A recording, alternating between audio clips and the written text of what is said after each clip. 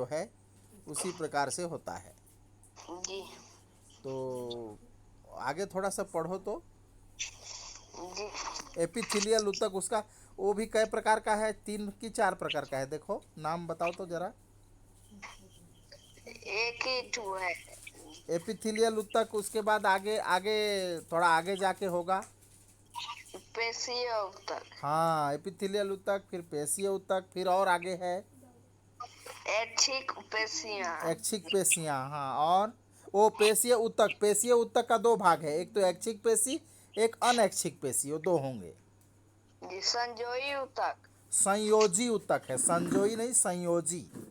जी हो, उसके संयोजी बाद ऊतक है। हाँ, तंत्रिका ऊतक। तंत्रिका ऊतक। ये प्रकार हैं ऊतकों के जो जंतु में पाया जाता है ना। जी हाँ, तो एपिथेलियल ऊतक को पढ़ो, उसमें एक चित्र भी दिया होगा जिसमें उसको दिखाया होगा एपिथेलियल ऊतक का जो संरचना है उसको। जी। हाँ। किसी जीवित मेंढक को पानी से भरे बर्तन में रखें। कुछ समय बाद ध्यान से देखने पर आपको पानी की सतह पर पारदर्शी झिल्ली तैरती हुई दिखाई देगी। पता लगाएं कि यह पानी किस सतह पर कहां से आई। आप देखेंगे कि वास्तव में यह झिल्ली मेंढक के शरीर की बाहरी त्वचा से निकली हुई है।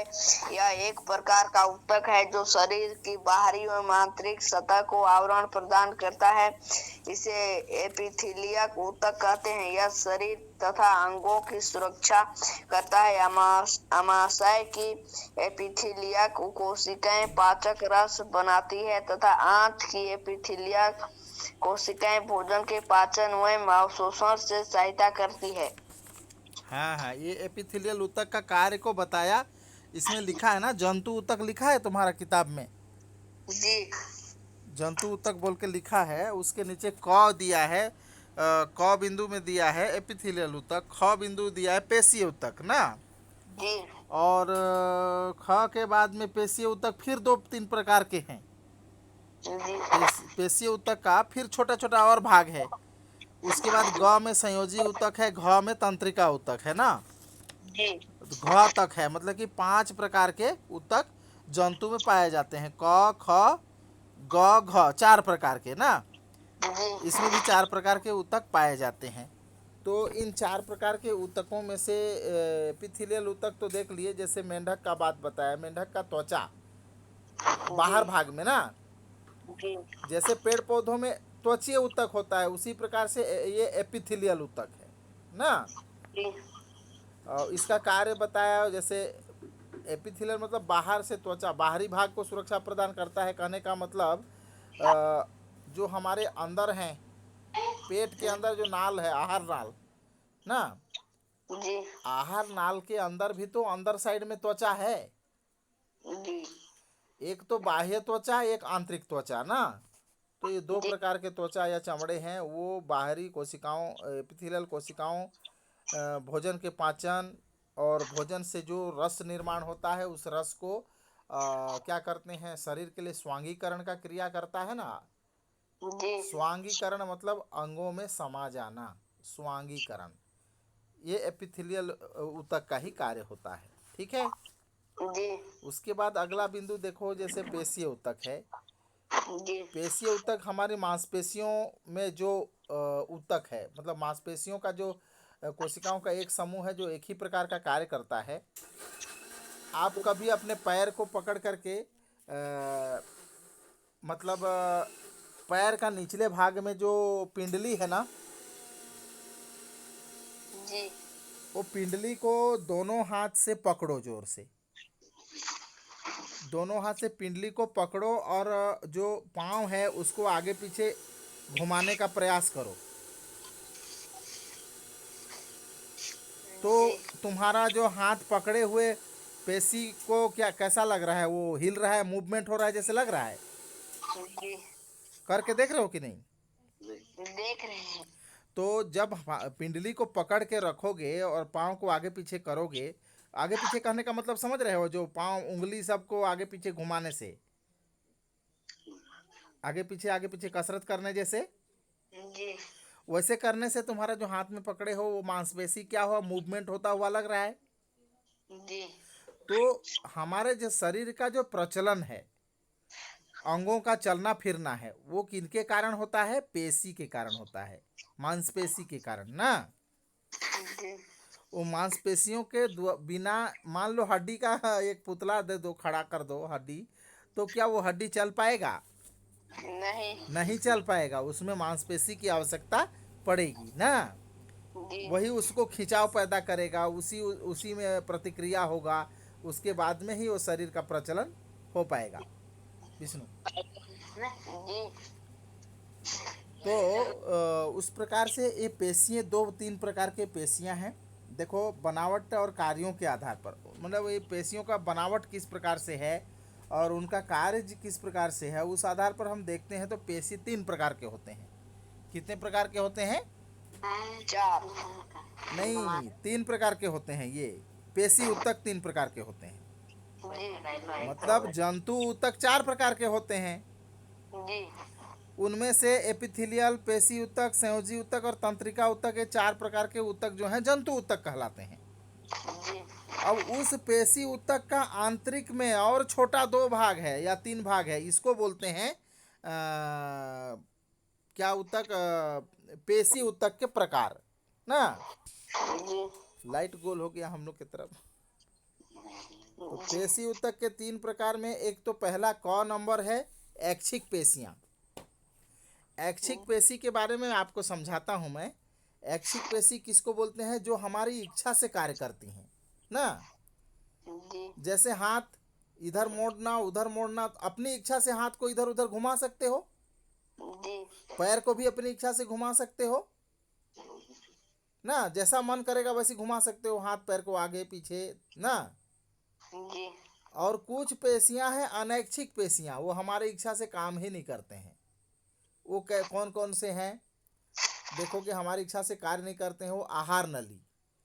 आहार नली कहने का मतलब, जब हम खाना को खाते हैं ना, जी गले से नीचे उतर जाने के बाद क्या तुम फट से उसको निकालने सकोगे? नहीं तुम्हारी इच्छा से निकाल देगा?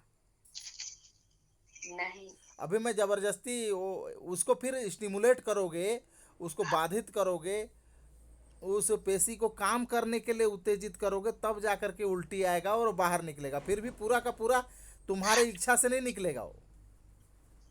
जी अगर मैं बोलूँ कि मुंह में उंगली डाल के उल्टी कर दो ना, जी तो क्या खाना जैसे खाए थे वैसे धीरे धीरे निकलेगा? नहीं नहीं निकलेगा ना। जी वो पेशी हमारी इच्छा से काम करता ही नहीं है, वो अपनी इच्छा से काम करता है। जी इस प्रकार के पेशियां भी पाए जाते हैं। और तीसरा जो है हृदय पेशी। हृदय पेशी मतलब जो हृदय में एक प्रकार का पेशी है, बहुत मजबूत होता है वो। हमारा हृदय देखे हो, वो हमारा शरीर तो रात भर सोता भी है ना, जी लेकिन हृदय जब से हमारा जन्म हो जाता है, जन्म कहने का मतलब गर्भ में हमारा वास होता है, और जब से हृदय का निर्माण हो जाता है, दिल का निर्माण हो जाता है, वो जिस दिन से धड़कना शुरू करता है, वो आखिरी मौत के दिन ही उसका धड़कना बंद होता है। जी तो इतना मजबूत कार्य को करने के लिए भगवान एक मजबूत पेशी दे करके उसको पैदा किया है। इसलिए हृदय पेशी का अलग बनावट होता है, और उसका कार्य भी जो है निरंतर चलते रहता है आजीवन ना। जी हाँ, ये बनावट में तो ऐच्छिक पेशी के समान ही दिखता है, लेकिन वो ऐच्छिक पेशी नहीं है। हमारी इच्छा से धड़को और हमारी इच्छा से बंद हो जाओ, मत धड़को बोलने से ऐसा संभव नहीं है ना। जी कि बंद कर दो धड़कना बोलने से बंद करेगा? नहीं नहीं करेगा। जी तो इस प्रकार से ये हृदय पेशी, ये पेशी ऊतक के तीन भाग हो गए ना। जी उसके बाद आता है ग नंबर तुम्हारा संयोजी ऊतक। संयोजी शब्द का मतलब ही होता है जुड़ाव ना। जी संयोज मतलब जोड़ना। तो हमारे शरीर में जोड़ने वाला ऐसा कौन कौन सा पेशी है, कौन कौन सा ऊतक है जो हमारे शरीर के विभिन्न अंगों को जोड़ता है? एक अंदाजा लगा के, अनुमान लगा के बताओ तो। किताब को मत पढ़ो, जी ऐसे ही बताओ कि कौन सा ऐसा ऊतक है, कौन सा ऐसे कोशिकाओं का समूह है जो जॉइंट करने का काम करता है?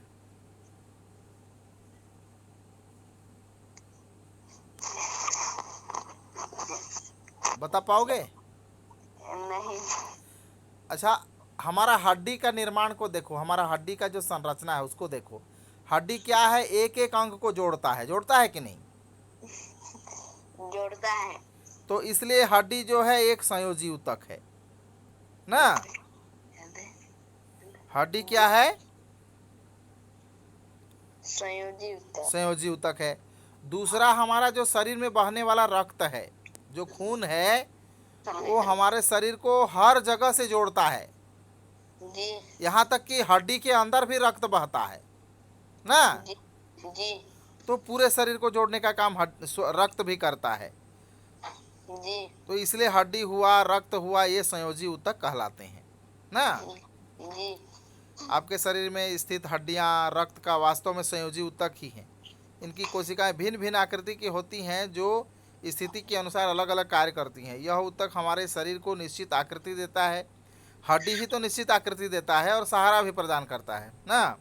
जी ऑक्सीजन, भोज्य पदार्थ आदि को पूरे शरीर में पहुंचाने का कार्य भी कौन करता है? रक्त करता है। जी चूंकि ऊतक शरीर के सभी ऊतकों को आपस में जोड़ता है, इसलिए इसे संयोजी ऊतक बोलते हैं। ये ऊतक ऐसा ऊतक है जो पूरे शरीर के विभिन्न भागों को एक दूसरे के साथ में तालमेल के साथ जोड़ता है ना। जी इसलिए इस ऊतक को संयोजी ऊतक कहते हैं। जी अब अंतिम और आखिरी चौथा प्रकार का ऊतक जो है मानव या जंतु शरीर का, जंतु का, ये तंत्रिका ऊतक है। जी तंत्रिका ऊतक कहने से आप बैठे हो चुपचाप कुर्सी में और इधर नीचे तरफ से आ करके कोई चींटी आपके पैर में काटता है, तो आपको कौन बताता है? आप तो देख नहीं रहे होते हो, जी आप तो दूसरे तरफ देख रहे होते हो, लेकिन जैसे ही चींटी काटता है आपको पता कैसे चलता है?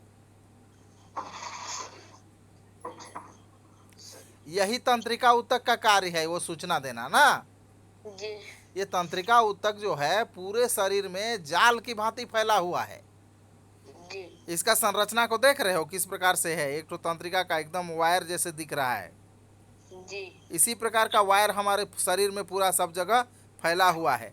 जहाँ कहीं भी कोई चींटी काटता है, कोई कुछ करता है, तुरंत इसका सूचना हमारे मस्तिष्क को जाता है। ये वायर है ना, जी बिजली करंट की भांति जाता है और एक क्षण में चींटी काटा नहीं कि तुम्हारा हाथ वहां जाएगा, मच्छर काटा नहीं कि हाथ जाएगा, पटाख से मारेगा।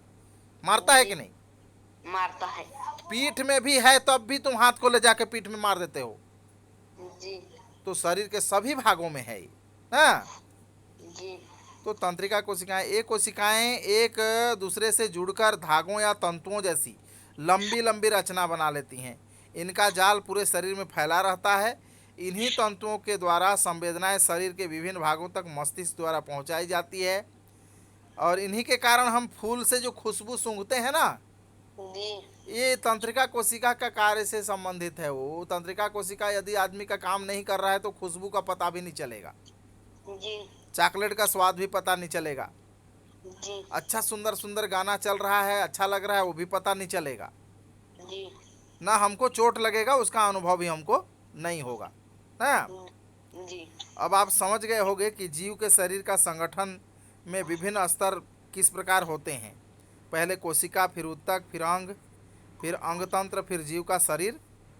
जीव जगत का संगठन में ये स्तर जीव के अंदर की व्यवस्था को प्रदर्शित करते हैं ना। जी इसलिए इन्हें संगठन का निम्न स्तर कहते हैं। ये जीव के शरीर के अंदर का व्यवस्था बता रहा है ना। जी अब जीव के शरीर के बाहर भी तो कुछ समस्याएं हैं, कुछ व्यवस्थाएं हैं जिससे आपस में तालमेल के साथ हम जीते हैं। जी एक अकेला शरीर या अन्य पदार्थों का अवलंबन के बिना या परस्पर सहयोग के बिना हम जीवन नहीं जी सकते हैं ना। जी उसके लिए हमको पेड़ चाहिए, पौधे चाहिए, प्रकाश चाहिए ना, जी मिट्टी चाहिए। हमको जो दिखाई देता है वो सारे चीज हमको उन पर निर्भर रहते हैं हम ना। जी तो ये आज क्या बोलते हैं, हमारा जंतु ऊतक का जो 4 प्रकार हैं इनको भी अच्छी तरह से नोट कॉपी में प्रकार के आधार पर लिख लेना। उसमें पेशी जी ऊतक के अंदर जो 3 प्रकार के पेशी ऊतक है ना, जी वो छोटे छोटे भाग हैं उनको छोड़ देना। यहाँ पर लिखना जंतु ऊतक कितने प्रकार के होते हैं। तो जंतु ऊतक 4 प्रकार के होते हैं। पहला तो लिखना एपिथेलियल ऊतक, दूसरा जी लिखना तुम्हारा पेशी ऊतक, तीसरा जी लिखना संयोजी ऊतक और चौथा लिखना तंत्रिका ऊतक। और इनके बारे में 2-2 लाइन का विवरण लिख देना, ठीक है। जी अब समझ में आ गया? कोई दिक्कत है तो बोल सकते हो, पूछ सकते हो।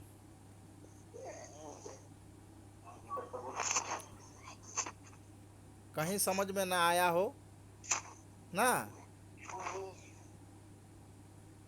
तो ये वीडियो अब देखता हूँ, कल रिचार्ज उचार करूँगा, उसके बाद में ही अपलोड करूँगा वीडियो को ना। जी ठीक, फिर ना आज दूसरे क्लास को तो कहाँ से पढ़ाऊँगा, तुम फ़ोन कर दिए तो पढ़ा दिया कम से कम। जी। हाँ ठीक।